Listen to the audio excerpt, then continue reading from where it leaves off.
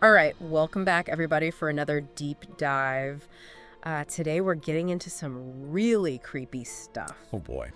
We're going to be looking at this YouTube video called 3 Disturbing True Beach Horror Stories Okay. from the channel Mr. Nightmare. Interesting. Now, before anyone starts thinking I've lost it, I want to be clear that the goal here is not to try to decide if these stories are actually true. Right. It's more about exploring how these stories use a place we usually associate with relaxation and fun, the beach, Yeah, beach, yeah. to like really get under our skin. Yeah, that's interesting because like you said, we think of beaches as places to relax and let our guard down. Yeah. So when something creepy or unsettling happens there, the contrast can be really jarring. Yeah. It's like that feeling when you think you're home alone. Oh, yeah. And you hear a noise. Yeah. All of a sudden, all the familiar things my become goodness. unfamiliar. Yeah. So let's jump into the first story. Okay. This one is called The Drone Stalker, and it starts with a group of friends. They're all 18 years old. They're heading out to a secluded beach for a night of stargazing, just normal teenage stuff. Yeah. And the storyteller and one of the girls, Sophia, Okay. they walk off down the beach and they hear this like weird whirring sound, Ah. but they don't really think anything of it at the time. That's interesting because I feel like that already starts to play into some of our modern anxieties about being watched. Yeah. Like drones are everywhere these days. Right. And, they have their uses. Yeah. But it's hard not to feel a little uneasy when you hear one buzzing around. Right. They could be watching you. Who knows? Exactly. So yeah, later on they actually see the drone Oh, wow. hovering above them. Oh, wow. And they realize they were probably being watched the whole time. Oh, no. And it gets worse when they get back to their car. Oh, no. What happens? The storyteller finds an AirTag taped underneath it.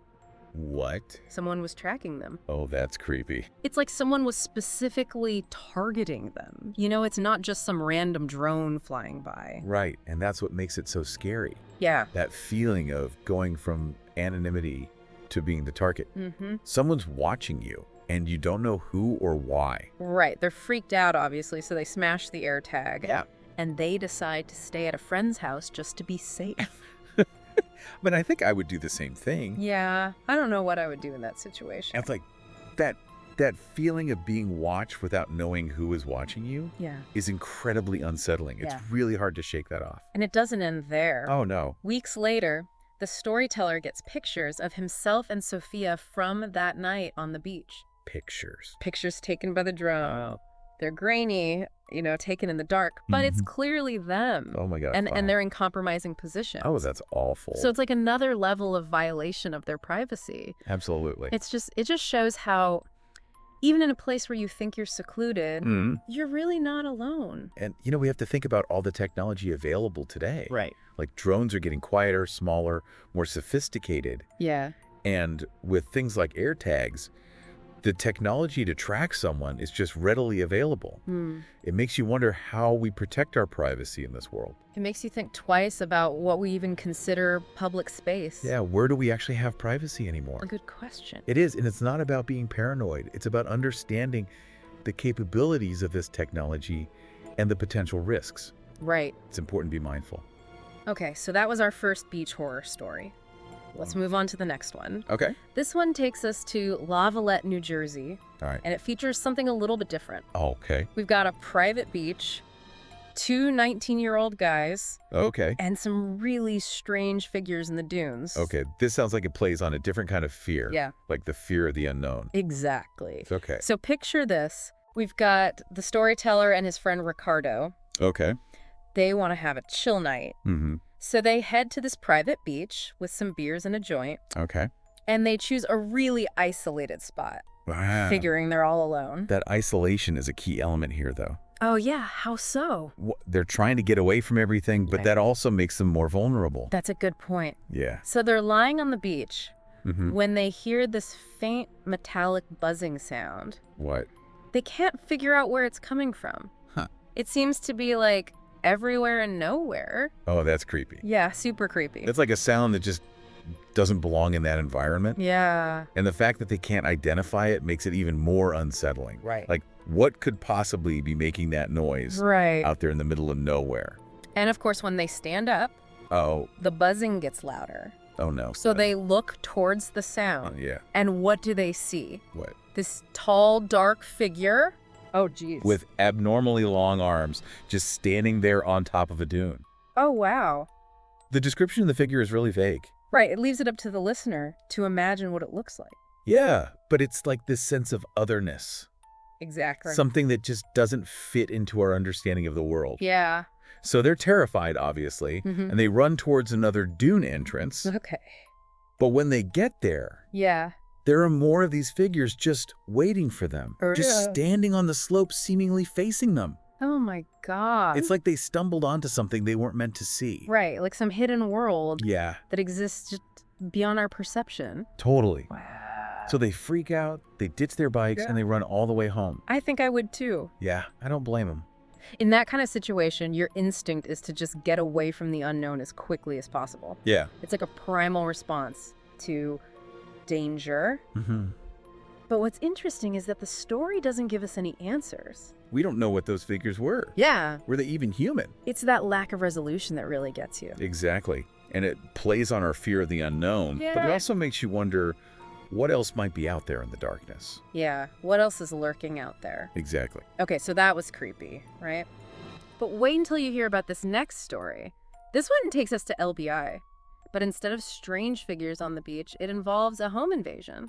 Oh, no. That'll leave you checking your locks twice. Okay, this sounds scary. Yeah, so this story, it really gets to the heart of feeling vulnerable, Mm-hmm. even in a place that's supposed to be safe. Right, like your home. Right, so the storyteller is only 6 years old at the time, Okay. and he's spending a weekend at his friend Charles's beach house Yeah. with another friend, Riley. They've got 3 girls over, Okay. and they're all hanging out in the backyard pool having a great time. Sounds like a fun weekend. Yeah, when Charles notices something strange, Oh. someone standing on a dock across the lagoon, Across the lagoon. a dock that's supposed to be empty. How do they know it's supposed to be empty? Because the homeowners are in Florida. Oh, wow. So imagine you're there with your friends thinking you're all alone, and then you see that a figure watching you from across the water. Oh, that's creepy. It's like that primal fear of being observed by unseen eyes. Yeah, you said it. You're not as safe as you thought. Mm-hmm. Right, and it completely shatters that feeling of security. Exactly. And as they're leaving the pool, they see that there are actually multiple figures on the dock, Multiple. just standing there watching them. Jeez. And then suddenly, 4 splashes. The figures are swimming across the lagoon towards them. Oh, no. The story really escalates quickly, right? It goes from like this unsettling feeling of being watched Yeah. to a full-blown threat. Yeah.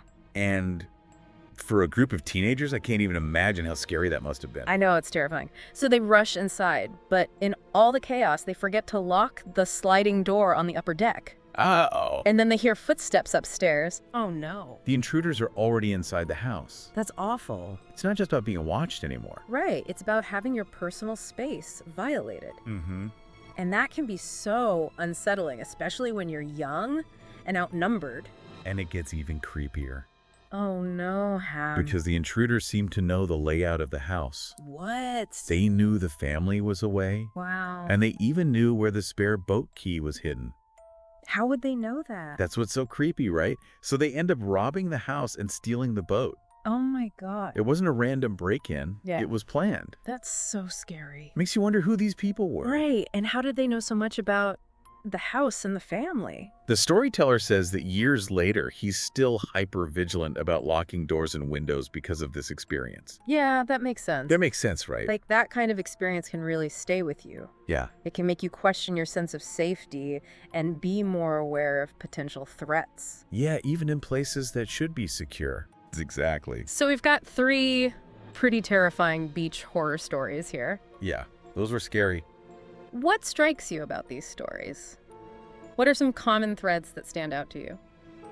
Well, I think for me, it's the way they all subvert our expectations about what a beach is supposed to be. Okay, yeah. Tell me more. Like, we associate beaches with relaxation, fun escape, getting away from it all. Right. But these stories, they turn that expectation on its head. Yeah, they do. They show us that even in paradise, there can be darkness lurking just beneath the surface. It's like those figures in the dunes emerging from the darkness. Yeah. They're a reminder that there are still mysteries in the world, things we can't explain or control. And that can be both fascinating and terrifying. Exactly. And I think that's part of what makes these stories so compelling. Yeah. They tap into our primal fears, the things that have haunted humanity for centuries. Like what kind of things? The fear of the unknown, the fear of being watched, the fear of having our safe spaces violated. And then there's the technology angle too, right? Ah, yeah, for sure. Like with the drone and the AirTag, it makes you realize how vulnerable we can be in a world where anyone can track your movements or spy on you without you even knowing it. Right. It's a double-edged sword. Technology gives us so much, but it also comes with a price. Yeah, a price we might not even be aware of. Exactly. And these stories, I think they're a reminder that we need to be aware of that price. Right. To think critically about how we use technology. Yeah. How it might be used against us. It's like, how do we balance the convenience and benefits of technology with the potential risks to our privacy and security? It's a tough question. Yeah, it's a question we're all grappling with these days. It is, and there's no easy answer. Right. But I think it starts with awareness. Okay. You know, we need to be informed about what technology can do and make conscious choices about how we use it. Okay, so we've talked about the fear of the unknown, Yeah. the violation of safe spaces, the role of technology. Yeah. But what about the beach itself? Hmm. Do you think there's something inherently unsettling about the beach as a setting for horror? That's a really interesting question. I think the beach has this unique duality. Okay. On the one hand, it's this place of beauty and serenity, Right. you know, where we go to escape the pressures of everyday life. But on the other hand, it's a place of vastness and power. Yeah. The ocean is unpredictable, untamed. Right. And at night, the beach can become this dark, desolate landscape Yeah. where it's easy to feel small and vulnerable. It's like the beach represents both freedom and danger. Exactly. And that contrast, that tension, Yeah. it can create a really fertile ground for horror. And there's also the historical aspect, right? Oh, yeah. What do you mean? Like beaches have been the site of shipwrecks, battles, storms. They've seen their share of human suffering and loss. So maybe there's a kind of collective unconscious at play. Interesting. A sense that these places hold memories of past traumas. That's a chilling thought. It is, isn't it? It's like the beach itself is haunted by the echoes of these events. Exactly. And that can add a whole other layer of creepiness to these stories. Yeah. It's not just about the specific events that happen. Right. It's about the atmosphere, the feeling that something else is present, something unseen and unknowable.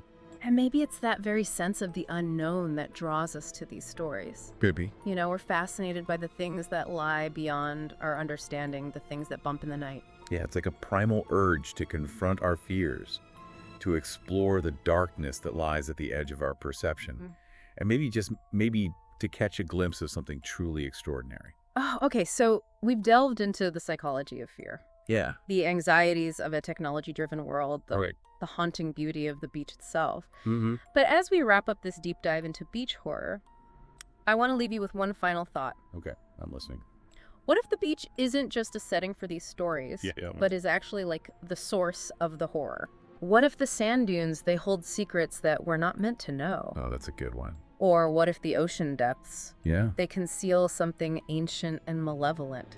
Oh. Something that's been watching us from the very beginning. Man, that's a truly unsettling thought. It is, isn't it? And it makes you wonder, like, the next time you're at the beach, are you truly relaxed and carefree? Right. Or are you just a guest in a place that holds secrets far older and darker than you can imagine? Wow, I'll never look at the beach the same way again. Okay, so we've unpacked these creepy beach stories, and we've uncovered some really fascinating insights about technology, privacy, the psychology of fear. Yeah, it's been a great discussion. But what does it all mean? Like, what can we take away from this deep dive? Well, I think these stories, they serve as a reminder that even in the most familiar and seemingly safe spaces, Yeah, there can be elements of the unknown, of potential danger. right. It's not about being paranoid, but about being aware, about trusting our instincts and taking precautions to protect ourselves. Right, like maybe being a little more mindful of our surroundings, Exact. checking for those unexpected air tags, Yeah. and maybe thinking twice about venturing too far into those dark dunes alone at night. Right, exactly. And I think it's also about recognizing the power of storytelling. Okay, how so? Well, these stories, whether they're real or fictional, Mm-hmm. they tap into our deepest fears and anxieties. Right. They force us to confront the things that make us feel vulnerable.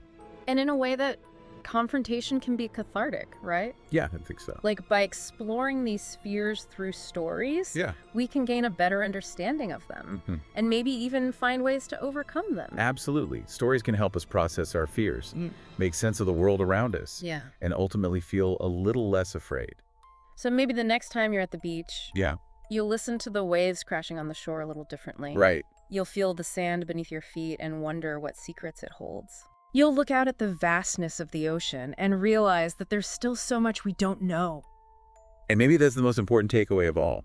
What's that? Embracing the mystery, acknowledging the unknown, Okay. and finding a way to coexist with the things that both fascinate and frighten us. Well, that's a wrap on another deep dive. That was a good one. We explored some creepy beach stories, Yeah. delved into the depths of human psychology, and maybe even uncovered a few unsettling truths about ourselves along the way. It was a journey into the dark side of paradise. It was. But hopefully we've emerged with a little more wisdom and a little less fear. So the next time you're planning a beach trip, Yeah. remember to pack a flashlight, a Okay. healthy dose of skepticism, Good idea. and maybe a good horror story to keep you company under the stars. And always trust your instincts. Always trust your instincts. If something feels off, it probably is. Sweet dreams, deep divers.